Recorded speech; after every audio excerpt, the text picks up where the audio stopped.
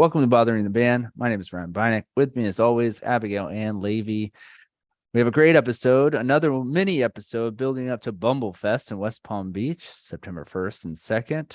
One of the headliners is Al Lover, who makes krautrock and trip hop mixed, and he's loads of fun.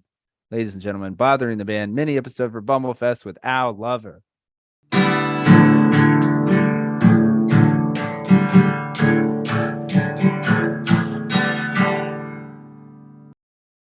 Hey Al, what's going on? Good, chilling. How you doing? I'm doing well. Welcome to Bothering the Band. My name is Ryan. This is Abby. We're so happy to have you. Nice to meet you. Yeah, nice to meet you too, man. I don't know if you did any digging, but Bothering the Band, we ask our favorite musicians really dumb questions. So you're in for a treat. All right. Well, I'm a dumb guy, so let's get it on.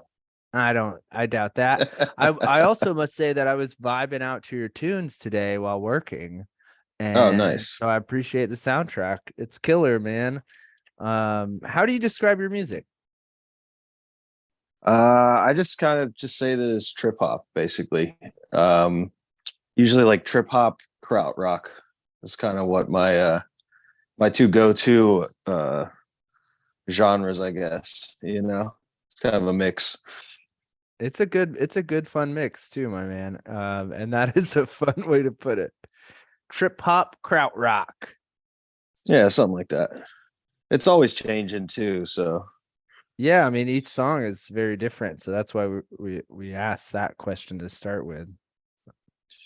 but yeah, I mean it's all under kind of the guise of like beats, I guess, But I'd say trip hop and krautrock are the most the most influential genres on my sound, I guess. Very cool, very cool. Al, who's the first person you call when you get good news? I mean, I'd have to say my folks. That's a nice Yeah. thing to say. Yeah. Yeah, it depends on the news. But yeah, either my folks or my fiance. So Oh, that's probably my nice. parents first. Yeah. Well, they're both big listeners, so they're hearing this. I'll send them the link when it's up. What are your thoughts on Florida? I love Florida. I actually my mom lived there for a long time when I was a teenager, so I was there quite a lot in Palm Bay, Melbourne area. Oh, cool. That's right. That's right near Abigail. Oh, nice. Nice. Yeah. Yeah, so yeah, I love Florida. I'm very excited to come actually. It's been a long time, so Very cool. I'm happy you say that. Um, we're both in Florida and it gets a bad rap, I think, because of the perception of the people who make the headlines. And it's like, there's good music, there's great food, there's the beaches and everything. So yeah, it's just like anywhere else. it's just like anywhere else, man. It's just all about the people. It's like there's good people everywhere, and I always had good experiences down there, so I'm stoked. Cool, man. Well, we're stoked. We're gonna be this whole thing, as you know, and we'll just tell the people listening, is for build up to Bumblefest 2023. We're doing these mini episodes to highlight some of the headliners. We'll be there actually, so we'll pull you aside and bother you while we're there as well. Nice. Yeah, yeah. Yeah. Sounds We'll good. hang out. Continuing in this direction, have you ever owned, worn, loved a puka shell necklace? I can't say that I have. It was never my vibe. I never was a surfer, so and that's kind of what I associated it with. I guess I grew up skateboarding, but I tried actually surfing once when I lived in Florida, and it did not work out. So I stayed on the skateboard. Do you still skateboard?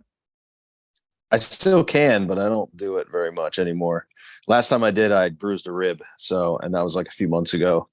Yeah, it was not fun. And I was like, oh yeah, I'm getting old. So maybe chill out on that a little bit. But I still got it. Yeah, that's good. I try to just push. I'm not jumping. I'm not grinding. I'm maybe heel flipping on the. I mean, the just platform. riding around is fun, So it's like I was always a ledge guy, so I still like the ledges, but I got on a mini ramp, and the mini ramp it got me. So I need to stay in my lane. See, that's the thing I like. I can still go up and down. Again, I'm not busting any air, but I can go up and down and hit the coping a little bit. And that's all I can Oh, do. I had some hubris, dude. I was getting too comfortable, and that's what happened. That's how it goes. Oh man. I did fall. Last time I went was probably like 2 months ago. When I fell, nothing happened physically, but my ego was bruised because my shoe fell off. And there's all That's these pretty funny. I'm 40, there's all these little jits running around, and I'm just like there's no cool way to put your shoe back on, like No, it's a bad look, dude. But indeed. you know what? I mean, that's the part about skateboarding that's so tight is everyone is falling, and it's teaching a thing that teaches you how to fall and get back up continually is like I feel like that's like a kind of a positive thing to learn, just as like a life lesson. Oh yeah, 100%, man. Skateboarding has given me so much. I also think I'm paraphrasing this from someone, and it's something that if it hurts you and you still love it and do it, that says a lot about you and the thing you're doing. Like Oh, it for sure. physically hurts you. Yeah, I mean the gratification that you get from it with the hurt is it's part of it. So Oh man, well said. I have the chills actually. All right, let's ask a real dumb question here. When you're writing, numbers. When you write the number 1, are you just doing a little line? Or are you doing the underbelly thing and the little chub chick on the top? How do you write your ones? I do the top and then the bottom because I write in all uppercase. So I like to distinguish it from I guess I guess because I do an I with the double cross too. So yeah, I don't know. Caps lock on. Yeah, I wrote graffiti for years, so it's just kind of a byproduct of being an asshole and spray painting on stuff. I think just gotta have my hand style. I love it. When's the last time you did graffiti? Oh man, I don't even remember. I'll throw a sticker up or a tag every once in a while if I'm being a bad boy. Bring some stickers to Florida, man. We love stickers. We're I will. 90 I we're will. 90s kids, so we love stickers. Hell yeah, dude. Gotta put something on your board, dude. Yeah. Well, here's a fun question we've asked other people. Stickers on the laptop. How do you feel? I have one sticker on my laptop, and it's centered, so it's more of like a branding exercise than like a collecting stickers on the laptop. But at my studio monitors have stickers all over them still, so it's kind of feel like a kid when I look at it. It's still like for fun. Yeah, we dig it. But not on the laptop. No. Not for me. Okay, in your opinion, who would win in a fight, a swan or a goose? Man, I'm gonna probably go full goose on that. Full goose. Geese are fucking mean, dude. I got bit by a goose when I was a kid, so they're fucking tough. I don't know why that's so funny. Terrifying. I lost. I lost that fight. I lost a fight to a goose, dude. So I'm shook. Abby, he's full of quotes. We're gonna have to have you back for like a regular episode just for those quotes alone. Oh goodness. Okay, what's the last music you listened to? I was just at a music festival in Portland a couple days ago, and what was the last thing? One of the last things that was playing before I went to bed was some nice '90s country. I can't remember who does the song, but I like it. I love it. I want some more of it. I can't remember. That's an Abby question. I'm surprised you don't know that right off the bat. Is it Alan Jackson? It's Tim McGraw. It's Tim McGraw. Yeah. So yeah, hello. How's it going? Hello. Nice to meet you in person. First time seeing your face on this interview, so Oh, you have the switchy thing going I on. guess so. I don't use the Zoom very much, so I don't really know. But now I know. We're all here. But yeah, it was that. And then there was another band that was just fun because it was just like a throwback and just for shits. But there was a band called I think it was Nova Lima. I don't know where they were from. I think maybe South America somewhere, and they did this like reggaeton cumbia thing with like live electronics and live percussion, and it was fucking hype as hell. It was like one of the best shows I've seen in a long time. Oh man, But that sounds fun. I think it's Nova Lima was the name of the band. But yeah, the festival was it's called Pickathon. It's outside of Portland, and I know that they're actually. yeah. I think it's been around for a while, but It started as like a bluegrassy it's a thing. bluegrass thing. Yeah. But I've been on the road with this band Witch. They're like a Zamrock band Okay. from the 70s, but they've like reformed and they've just put a new record out. So it's like Afrobeat, funk stuff, and play a show with them in Seattle. And then they played the festival in Portland. But I had another gig in Portland, but then my buddies had a little wristband and invited me out for a day. And yeah, just got to see they had some of the best programming that I've seen in like a festival of that size. It was really great. So shouts out to them. Oh, very cool, man. Very cool. That's fun. I have to ask, what's Zamrock? I've never heard this expression before. So it was kind of a small scene in Zambia in the 70s where these rock bands were just emulating kind of guitar heavy, Black Sabbathy, um, kind of stoner rock. But it has like kind of an African twist on it. Yeah, if you look it up, it'll come right up. There's a bunch of comps and stuff, and Witch is one of the main ones. Um, and yeah, so I've been doing a few shows with them. It's pretty amazing. Like this guy put out these records back in the day. It got some like local success in the country of Zambia, and then didn't really go too far outside of that. He quit, became a pastor, and was doing his thing. And then these like repress labels, were going digging through trying to find like world music and stuff, and it became this kind of like cultural wave. And now he got rediscovered. A buddy of mine wanted to do a documentary on them, so it was like going down to Zambia and filming them, and then he became their manager. And so like now they're like touring the world again and like crushing it. And like the dude is just like, you can see the joy. Like it's like holy Oh, shit. that's Like I did not incredible. it's so cool. It's so cool. It's like an honor to be on the road with them. But yeah, check them out. It's just like heavy riffs and like fuzz guitars and stuff, and it's super fun. Man, that's incredible. I'm so happy you shared that. I can't wait. That's going to be my tomorrow working music. Oh man, that reminds me of a band. We watched a documentary recently called Death. Our band is Death. Have you heard of this? From where were they from? From Michigan, right? From Detroit. Yeah, they were from Detroit, man. They're like a And proto punk band. They yeah, were very sick. similar. Yeah, Yeah. very similar, very Politicians in rockin'. my eye. Yeah. Yeah, there you Yeah. go. Fuck yeah, That's the dude. shit. Yeah, I love that.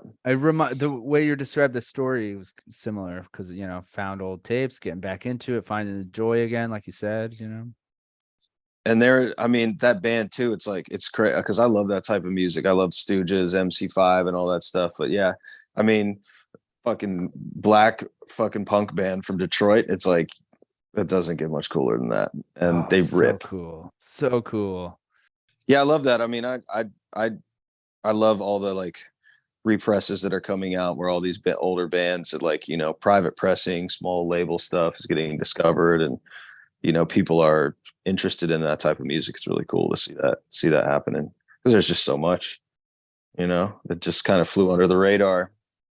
It's overwhelming. We constantly say this where it's like it's like being dropped like a kid in a candy store, but the candy never stops like just coming at you and it's all free and you're like, I can't. I want to taste each one. It's a lot. Yeah, it's a lot. Yeah, it ends up sucking when you have to move and you have like thousands of vinyl records and you're just like, why do I do this to myself? But it is what it is. Talking to two just music junkies, so we're right there with you. Okay. In every couple episodes, we ask the guest if they've heard of an obscure celebrity or actor, blah blah blah. But I'm curious. You seem to know your shit. Do you know who Ed Lover is? Oh yeah. You know Ed Lover and Oh yeah. I his grew up watching MTV Raps, dude. MTV Raps, of course. Yeah. That was like, it was kind of like a low key homage, Yeah, because dude. Fuck yeah, yeah. man, that's great. And Because what was his Dr. Dre was his Dr. buddy. Dre? Yeah. And I don't Big know boy. who came first, but I think Chronic, what like Death Row Records, Dr. Dre came first, but like no one ever talked. There was just another Dr. Dre on MTV, and not many people know this. Yeah, it's funny. It is weird that there was never a beef. Never beef. They had a movie too, and I don't know the name of it. They were cops or something. Happy? Can you Oh look that yeah, up? what the hell? What the hell was the name of that movie? Yeah, I remember that. Dr. That's Dre, I love classic. it. Yeah, they had a movie out. How old are you, if you don't mind me asking? I'm 42. Who's the man? Who's the man? Yeah, Who's the man? Wow. Yeah, so I'll be 41 in October, and I've similar timelines here. We get a lot of young acts, and so it's a little like poke to ask him, like we just asked the band before this if they knew who Bridget Fonda was. Do you know who that is? Bridget Fonda? Yeah. Jane Fonda? Jane Bridget Fonda. Fonda's niece is Bridget Fonda, who was she had her moment in the sun in the 90s. She was in a bunch of movies and shit in the 90s. Bridget Fonda. Single I'm white sure female. if I saw a picture of her, I'd probably recognize her, but I can't. She doesn't come to mind. Jackie Brown, she was in. Oh yeah, she was. She like the junkie chick that like She's a blonde bunny is her name. Yeah, or yeah, split, I yeah, forget. yeah. Lake Placid. Yes. Like Placid. All right. Yeah. I do remember her from Jackie Brown. Yeah. Very cool. Very cool. So, as you know, we're doing these mini episodes. Everyone listening, Bumblefest, September 1st and 2nd in West Palm Beach. Al Lover is one of the headliners. Woo. Go listen to his tunes. Go if you're in Florida. If you're not in Florida, fly down. Finish this sentence. Bumblefest is going to be The shit. Oh man, I like it. I like it. And then the last question, we end every episode with a song from the guest. What song of yours do you want us to play? I like, so I have a song off one of my last record called Cosmic Joke, but A Very Mechanized Dance is the jam. That's probably my favorite track that I've done in a while. So Nice, dude. that'll be the one. All right, man. Al, this has been great. And we're so stoked to have you. And we're so stoked to hang out with you in West Palm Beach at Bumblefest. Yeah, thank you so much, y'all. I appreciate you doing this. And yeah, let's have a beer when I get down there. Sounds good. Thank you so much, and we'll talk to you soon. All right, thanks, y'all. Peace.